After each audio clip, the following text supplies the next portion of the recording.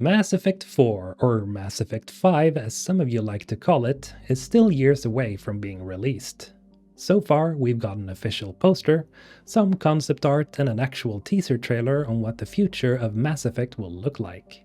In the teaser trailer, we see and hear several cool callbacks to the original games, but the biggest mysteries are hidden on the icy planet that the camera is zooming into. Here we see our beloved Liara searching for something, and as she picks up a broken N7 piece from the ground, we get a glimpse of what might be our crew and possibly the player character. But who is the player character, exactly? I believe that if we could figure out who this is, then this might be the key to where the story is going.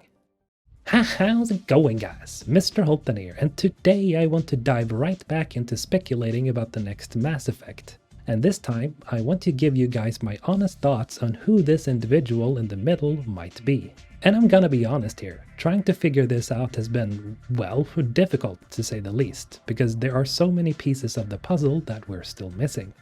But I'll do my best at connecting all the dots by recapping some things that we do know and some of the things that we realistically should expect. Also, as a goal for this video, I'd love it if we could reach at least 1,000 likes. Thank you so much for helping out.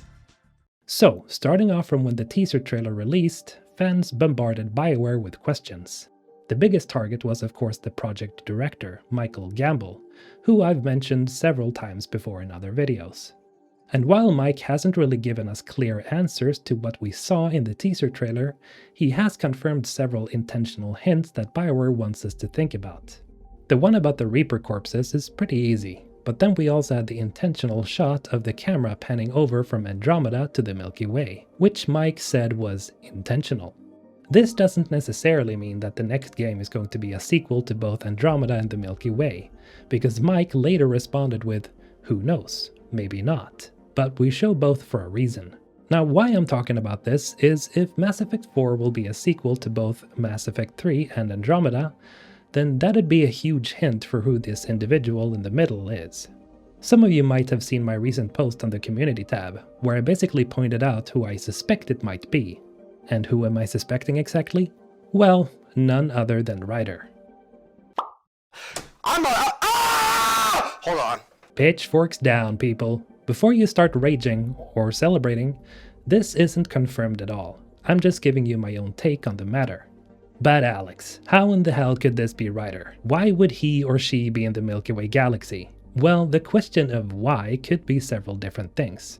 Presumably because of a threat that's growing over in the Andromeda galaxy or something like that. But the how is actually easier to answer. The simple answer as to how Ryder made it to the Milky Way would be that A, the Andromeda Initiative decided to send an ark back to the Milky Way. Or B, they managed to build a mass relay over there that can cross the vastness of dark space. Now, I don't personally think that they returned via an ark, since that would mean that the next game would take place over 1200 years after Mass Effect 3, and that would make Liara around 1300 years old. I actually think it's more likely that the Andromeda Initiative managed to build some form of mass relay, which could be represented here in this concept art. A tweet from Shinobi602 asked the question whether the MR7 that's visible on the relay means Mass Relay 7, and that maybe humanity is responsible for it. But Mike responded to this tweet with, "Shinobi's also wrong in his speculation," which makes it sound like this mass relay could be a joint creation by several species. So the Andromeda Initiative could be a likely candidate for this. Another user, Tom Phillips, asked why this relay is being built, because we saw the relays being rebuilt at the end of Mass Effect 3. So, what gives? This was something that Mike responded with, a most excellent question. Now, since the design is different than the traditional mass relay, this does make it even more likely that the Andromeda Initiative is responsible for it, even if it does somewhat look like Cerberus' design, which I talked about in another video, by the way. Anyway, all of this points us in the direction that just maybe the individual in the middle right here might be Ryder. Here's another thing that I want to show you. As you may have seen from the community upload, I zoomed in really hard on the individual in question. Looking at the way he or she moves, it's pretty apparent that it's a human. Sorry guys, the legs aren't bent like a Quarian's. We also have the overall shape to consider. The helmet seems to have this large dark visor that you can still see when the individual turns around. Then we have the shape of the shoulders as well. All of this pretty much points to it being the N7 armor from Andromeda. And if this is the case, the character in the middle is most likely Ryder. But there are mentions of others. Some of you guys think that it might actually be the Virmire survivor, that being either Ashley or Caden. Of course, this is absolutely possible, and if this is the case, then this would mean that the crew is actively searching for, well, Shepard. Heck, could the individual be Shepard? I mean, sure, it could be, but that honestly wouldn't make much sense with what we've been shown. Why would they be searching for something or someone connected to N7 if it's not Shepard? Yes, James can partake in the N7 candidacy, but James was never implied to be a lead character in any way. But sure, it could be James that they're searching for, in which case this would mean that Shepard is trying to put the old squad back together. But here's the thing, this all kind of falls apart when you look at Liara. Ah yes, the wrinkles. After having analyzed this several times, Liara does look pretty aged. I haven't found any scenes whatsoever where Liara has this many wrinkles during the trilogy. True, it could be that she aged a few hundred years in advance thanks to the stresses of the Reaper War, but I highly doubt it. Liara is definitely older. Question is, how much? Now honestly guys, I can't promise you that the individual in question is either Ryder, the Virmire survivor, or even Shepard.